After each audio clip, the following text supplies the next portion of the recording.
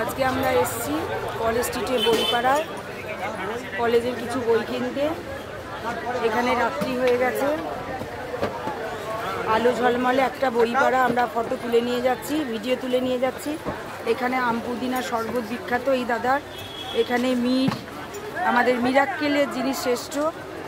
এখানে মির্জা এসে আম পুদিনা খেয়ে গেছেন এবং আদার্স অনেকে। এই দাদার দোকান এখানে বিখ্যাত।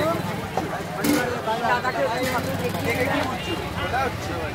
এছাড়াও অনেক চ্যানেল থেকে এখানে এসেছেন। বিভিন্ন শরবত এখানে বিখ্যাত। যদি আপনারা কলেজ থেকে বইপাড়ায় আসেন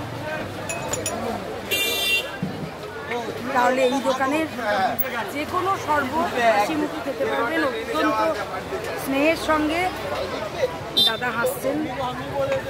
দাদাকে একটু বলে দিয়ে স্নেহের সঙ্গে দেওয়া হয় এবং হাসি মুখে সারাদিন উনি আর ওনার ছেলে এরমভাবে শরবত বানিয়ে যান।